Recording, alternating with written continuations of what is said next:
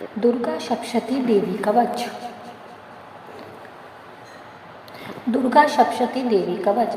महर्षि मार्कंडेय जी बोले, हे पितामह, संसार में जो कुछ गुप्त हो और जो मनुष्यों की सब प्रकार से रक्षा करता हो और जो आपने किसी को आज तक बताया न हो, वह कवच मुझे बताइए। श्री ब्रह्मा जी कहने लगे, अत्यंत गुप्त व सब प्राणियों की भलाई करने वाला कवच मुझसे सुनो। प्रथम शैलपुत्री, दूसरी ब्रह्मचारिणी, तीसरी चंद्रघंटा, चौथी कुष्मांडा, पांचवी स्कंदमाता, छठी कात्यायनी, सातवीं कालरात्रि, आठवीं महागौरी, नवी सिद्धिदात्री, यह देवी की 9 मूर्तियाँ और यह नवदुर्गा कहलाती हैं। आग में जलता हुआ, रण में शत्रु से घिरा हुआ, विषम संकट में फंसा हुआ मनुष्य यदि दुर्गा के नाम का स्मरण करे तो उसको कभी भी हानि नहीं होती। रण में उसके लिए कुछ भी आपत्ति नहीं और न उसे किसी प्रकार का दुख या डर ही होता है। हे देवी, जिसने श्रद्धापूर्वक तुम्हारा स्मरण किया है उसकी वृद्धि होती है और जो तुम्हारा चिंतन करते हैं उनकी तुम निसंदेह रक्षा करने वाली हो। चामुंडा प्रेत पर, वाराही भैंसे पर, रौद्री हाथी पर, वैष्णवी गरुड़ पर अपना आसन जमाती हैं। महेश्वरी बैल पर, कौमारी मोर पर और हाथ में कमल लिए हुए विष्णुप्रिया लक्ष्मी जी कमल के आसन पर विराजती हैं। बैल पर बैठी हुई ईश्वरी देवी ने श्वेत रूप धारण कर रखा है और सब प्रकार के आभूषणों से भूषित ब्राह्मी देवी हंस पर बैठती हैं और इस प्रकार यह सब देवियां सब प्रकार के योगों से युक्त और अनेक प्रकार के रत्न धारण किए हुए हैं। भक्तों की रक्षा के लिए संपूर्ण देवियां रथ में बैठी तथा क्रोध में भरी हुई दिखाई देती हैं तथा चक्र, गदा, शक्ति, हल और मूसल, खेटक और तोमर, परशु तथा पाश, भाला और त्रिशूल एवं उत्तम शारंग आदि शस्त्रों को दैत्यों के नाश के लिए और भक्तों की रक्षा करने के लिए और देवताओं के कल्याण करने के लिए धारण किए हैं। हे महारौद्रे, अत्यंत घोर पराक्रम, महान बल और महान उत्साह वाली देवी, तुमको मैं नमस्कार करता हूँ। हे देवी, तुम्हारा दर्शन दुर्लभ है तथा आप शत्रुओं के भय को बढ़ाने वाली हैं। हे जगदम्बिके, मेरी रक्षा करो। पूर्व दिशा में ऐन्द्री देवी मेरी रक्षा करें। अग्निकोण में अग्नि शक्ति, दक्षिण में वाराही देवी, नृत्य कोण में खंगधारिणी देवी मेरी रक्षा करें। वारुणी, पश्चिम में वायु कोण में मृगवाहिनी, उत्तर में कौमारी तथा ईशान में शूलधारिणी मेरी रक्षा करें। ब्रह्माणी ऊपर की ओर से मेरी रक्षा करें और वैष्णवी देवी नीचे की ओर से मेरी रक्षा करें और इसी प्रकार शक पर बैठी चामुंडा देवी 10 दिशाओं में मेरी रक्षा करें। जया देवी आगे, विजया पीछे की ओर, अजिता बाई और अपराजिता दाहिनी ओर मेरी रक्षा करें। उद्योतनी दिवा देवी शिखा की रक्षा करें और तथा उमा शीर में स्थित होकर मेरी रक्षा करें। इसी प्रकार मस्तक में मालाधारी देवी रक्षा करें और यशस्विनी देवी मेरी बाहों का संरक्षण करें। बाहों के मध्य भाग में त्रिनेत्रा, नथनों की यमघंटा देवी रक्षा करें। नेत्रों के मध्य में शंखनी और द्वारवासिनी देवी कानों की रक्षा करें। कपोलों की कालिका देवी और कानों के मूल भाग की भगवती शांकरी रक्षा करें। सुगंधा नासिका में और चर्चिका ऊपर के होठ में, अमृतकला नीचे के होठ की, सरस्वती देवी जीभ की रक्षा करें। कौमारी देवी दांतों की और चंडिका कंठ प्रदेश की रक्षा करें। चित्रघंटा गले की घंटी की और महामाया तालु की रक्षा करें। कामाक्षी ठोड़ी की, सर्वमंगला वाणी की रक्षा करें। भद्रकाली गर्दन की और धनुधरी पीठ के मेरुदंड की रक्षा करें। कंठ के बाहरी भाग की नीलग्रीवा और कंठ की नली की नलकूबरी रक्षा करें। दोनों कंधों की खंगनी और ब्रजधारिणी मेरी दोनों बाहों की रक्षा करें। दंडनी दोनों हाथों की और अंबिका देवी समस्त उंगलियों की रक्षा करें। सूलेश्वरी देवी संपूर्ण नखों की, कुलेश्वरी देवी मेरी कुक्षी की रक्षा करें। महादेवी दोनों स्तनों की, शोक विनाशनी मन की रक्षा करें। ललिता देवी हृदय की, शूलधारिणी उदर की रक्षा करें। कामनी देवी नाभि की, गुहेश्वरी गुह स्थान की, पूतना और कामिका लिंग की और महिषवाहिनी गुदा की रक्षा करें।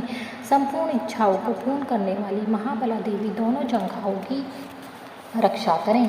विंध्यवासिनी दोनों घुटनों की और तेजस्विनी देवी दोनों पांवों के पृष्ठ भाग की, श्रीधरी पांवों की, उंगलियों की, स्थलवासिनी तलुओं की, दृष्टा करालिनी देवी नखों की, ऊर्ध्वकेशनी केशों की, बागेश्वरी वाणी की रक्षा करें। रोमा बलियों के छिद्रों की, कोबेरी और त्वचा की बागेश्वरी देवी रक्षा करें। पार्वती देवी रक्त मज्जा वास मांस हड्डी की रक्षा करें। काल रात्रि आतों की रक्षा करें। मुकुटेश्वरी देवी पित्त की, पद्मावती कमल कोश की, चूड़ामणि कफ की रक्षा करें। ज्वालामुखी नसों के जल की रक्षा करें। अभेद्या देवी शरीर के सब जोड़ों की रक्षा करें। ब्रह्माणी मेरी वीर्य की, छत्रेश्वरी छाया की और धर्म धारिणी मेरे अहंकार मन तथा बुद्धि की रक्षा करें। प्राण अपमान सम्मान उदान और व्यान की वज्र हस्ता देवी रक्षा करें। कल्याण शोभना मेरे प्राण की रक्षा करें। रस रूप गंध तथा और स्पर्श इन विषयों का अनुभव करते समय योगिनी देवी मेरी रक्षा करें तथा मेरे सत्वगुण रजोगुण तमोगुण की रक्षा नारायणी देवी करें।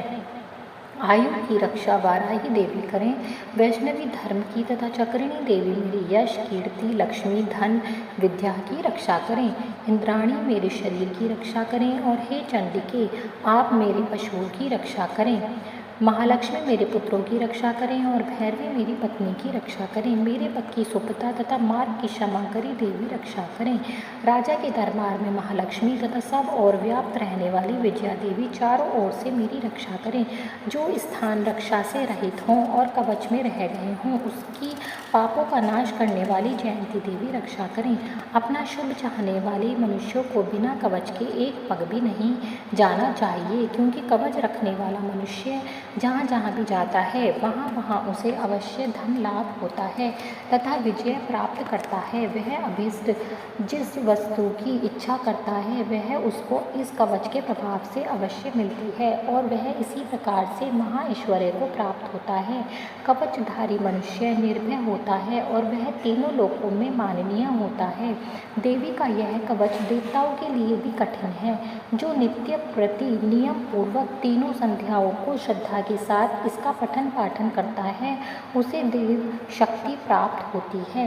वह तीनों लोगों को जीत सकता है तथा अकाल मृत्यु से रहित होकर 100 वर्षों तक जीवित रहता है। उसकी लुता चर्म रोग विस्फोटक आदि समस्त व्याधियाँ समूल नष्ट हो जाते हैं और स्थावर जंगम तथा कृत्रिम विष दूर होकर उसका कोई असर नहीं होता है तथा समस्त अभिचारक प्रयोग और इस तरह के जितने यंत्र मंत्र तंत्र इत्यादि होते हैं इस कवच के हृदय में धारण कर लेने से नष्ट हो जाते हैं। इसके अतिरिक्त पृथ्वी पर विचरने वाले भूचर नभचर जलचर प्राणी उपदेश मात्र से सिद्ध होने वाले निम्न कोटि के देवता जन्म के साथ प्रकट होने वाले देवता कुल देवता कंठमाला और डाकनी शाकनी अंतरिक्ष में विचरने वाली अत्यंत बलवती भयानक डाकनियाँ ग्रह पूत यक्ष गंधर्व राक्षस ब्रह्म राक्षस बेताल कुष्मांड और भैरव आदि अनिष्टकारक देवता भी उस मनुष्यों को जिसने कि अपने हृदय में यह कवच धारण किया हुआ है देखते ही भाग जाते हैं। इस कवच के धारण करने से मान और तेज बढ़ता है। जो मनुष्य इस कवच का पाठ करके उसके पश्चात सप्तशती चंडी का पाठ करता है उसका यश जगत में विख्यात होता है। और जब तक वन पर्वत और काननादि इस भमंडल पर स्थित हैं तब तक यहाँ पुत्र पौत्र आदि संतान परंपरा बनी रहती है। फिर देहांत होने पर ऐसा मनुष्य परम पद को प्राप्त होता है जो देवताओं के लिए भी कठिन है और अंत में सुंदर रूप को धारण करके भगवान शंकर के साथ आनंद करता हुआ परम मोक्ष को प्राप्त करता है। इति देवी कवच समाप्तम।